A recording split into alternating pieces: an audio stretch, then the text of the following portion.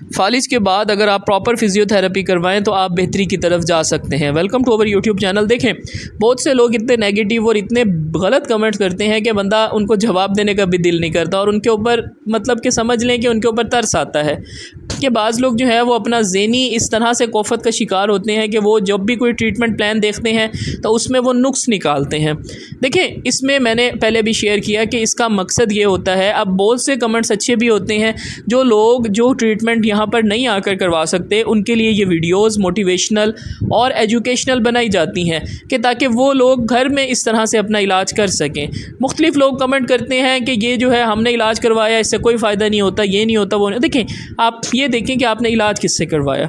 बाज़ दफ़ा लोग गलत लोगों से यानी कि अनक्वालिफाइड लोगों से अपना ट्रीटमेंट करवा रहे होते हैं। उनको पता ही नहीं होता कि रिहेबिलिटेशन क्या है। उनको ये पता होता है कि सिर्फ वर्जिश करवाई रखो और मसल्स की और वो ठीक हो जाएंगे। ऐसे नहीं होता। आप इनकी सीरीज़ पूरी देख रहे हैं पेशेंट की जो हमारे पास आए हैं, क्योंकि मेल्स की मैं शेयर करता हूँ, फीमेल पेशेंट्स की मेरी कोशिश होती है कि मैं कम ही शेयर करूँ और उनको भी मतलब कि रिस्ट्रिक्टिव मूवमेंट जो है उनकी खास मूवमेंट सिर्फ वो शेयर करूँ, लेकिन मेल पेशेंट की रिकवरी हम आप लोगों से शेयर कर रहे हैं।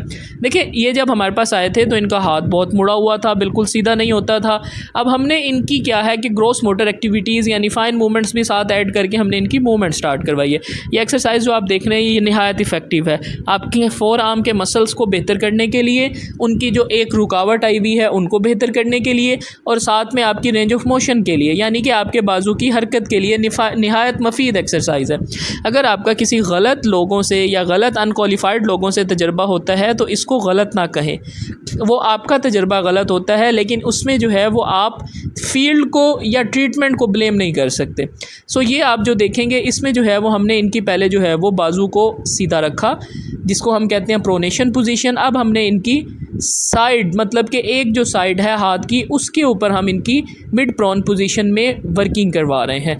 या आप कोई भी चीज़ इस तरह की लेकर इसके ऊपर अपना हाथ इस तरह से स्लाइड कर सकते हैं। इससे एक तो आपके जो फोर आर्म यानी आपकी कोनी से आगे के जो मसल हैं, आपकी कलाई के मसल हैं, वो जो सख्त हुए हैं, स्टिफ हुए हैं, जो प्रॉपर मूवमेंट नहीं कर सकते, एक तो वो खुलेंगे। वो जो सख्त होके एक जगह रुके हुए हैं उनकी हरकत होने से ब्लड सप्लाई भी बेहतर होगी और वो मूवमेंट करेंगे। तो ये जो है वो हम इनकी अब हमने स्टार्ट की है। अब इसमें थर्ड में आप देखें कि हम जो है वो इनके पीछे वाले मसल्स, क्योंकि हमने इनके अब मसल्स को बेहतरी की तरफ लेकर आना है, क्योंकि अब इनकी बॉडी अलाउ करती है कि टिश्यूज़ जो हैं वो हरकत करें और मूवमेंट हो। अब इसमें आप देखें कि हमने पहले इनके हाथ को सीधा, फिर दरमियान में, फिर उल्टा, ताकि इनकी कोनी के पट्टे जो रुक गए हैं वो खुलें। इनकी जो रिस्ट के मसल एक जगह पर रुके रहते हैं उन पे प्रेशर आए, वो थोड़ा सा ज़रा अपना जो है वो फील करें इस चीज़ को, और उसके बाद उनकी ब्लड सर्कुलेशन बेहतर हो और वो बेहतरी की तरफ जाए। ये सारी एक्सरसाइजेज़ बहुत ज़्यादा तरीके से करवानी होती हैं। इसे कहते हैं रिहेबिलिटेशन, कि आप एक मरीज़ को डिफरेंट काइंड ऑफ एक्टिविटीज़ में रखें और उससे फिर बेहतरी जो होती है वो उसकी लाइफ लॉन्ग होती है।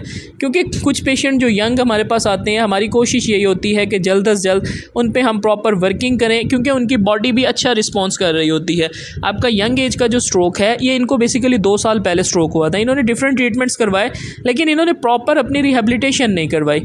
ये भी जहाँ पर मतलब जाके अपना ट्रीटमेंट लेते थे वहाँ पर इनको जस्ट वैसे ही ट्रीटमेंट मिल जाता था। और मतलब प्रॉपर देखें कि जब तक आप एक पेशेंट की, स्ट्रोक पेशेंट की रिहैब नहीं करेंगे, रिहेबिलिटेशन नहीं करेंगे, तब तक उसको उसका कोई फ़ायदा नहीं होगा। सबसे पहले हमने इनके मसल्स को बेहतरी की तरफ लेकर आए हैं। जब वो इस काबिल हो गए हैं कि वो मूवमेंट कर सकें और उन पर मूवमेंट हो जाए, तब हमने इनकी अब ये मूवमेंट स्टार्ट करवाई है। ये एक्सरसाइजेज जो आप देख रहे हैं ये नहायत इफ़ेक्टिव हैं। इससे आपका कंधा, आपकी कोनी, आपकी रिस्ट और आपकी उंगलियों की मूवमेंट होगी। अब इनकी उंगलियां अंदर की तरफ बंद हो जाती थी, लेकिन हमने उनके हाथ में रख के फिर मूवमेंट करवाई।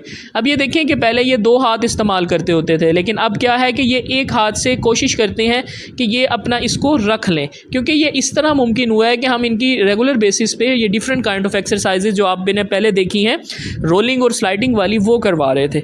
अब ये जो है अब इनको माशाल्लाह बहुत बेहतरी होती है कि अब ये देखें कि जस्ट ये एक उसको उंगली से पकड़ते हैं और कोशिश इनकी यही होती है कि ये इसी हाथ से रखें। अभी इनकी उंगलियों की मूवमेंट में थोड़ी सी डेफिशिएंसी डेफिशिएंसी और कमी है। लेकिन अब ये आहिस्ता आहिस्ता अब हमने इनको दूसरी एक्टिविटीज़, यानी कि पहले सिर्फ हमने इनसे रखवाया, अब इनसे उतरवाने वाली एक्सरसाइज भी करवा रहे हैं। क्योंकि पहले हम इनके फ्लेक्सर मसल्स पे काम कर रहे थे, एक्सटेंसर्स पे कर रहे थे, लेकिन अब हम फ्लेक्सर्स को भी यूज़ कर रहे हैं। ये कम्बिनेशन मेथड में अगर हम कोई भी एक्सरसाइजेस, कोई भी ट्रीटमेंट प्लान कराएं तो वो पेशेंट को बहुत फ़ायदा देता है।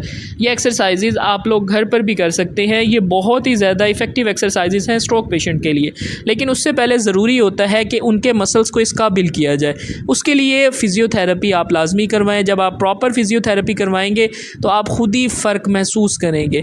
क्योंकि अगर आपने अपने आप को बेसूद छोड़ देना है तो आप छोड़ दें, अगर आपने सही होना है तो आप इसकी प्रॉपर फ़िज़ियोथेरेपी करवाएं।